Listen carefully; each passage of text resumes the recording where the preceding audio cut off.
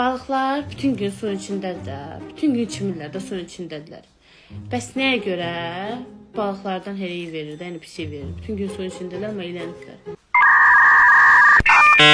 Əslində çox maraqlı sualdır. Birincisi, balıqlar suda çimirlər, üzürlər və balıqlar sağ olanda, yəni suda canlı vəziyyətdəykən onların bədəni özlərini qoruyur.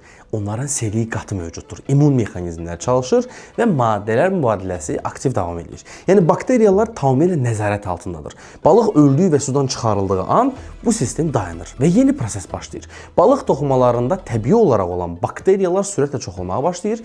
Eyni zamanda balığın hüceyrələri də parçalanır. Bu zaman balıqda olan bəzi maddələr bakteriyalar tərəfindən istifadə olunur və nəticədə bizim bu kəskin qoxu dediyimiz qoxu yaranır. O balıq iyi dediyimiz qoxu məhz buradan gəlir.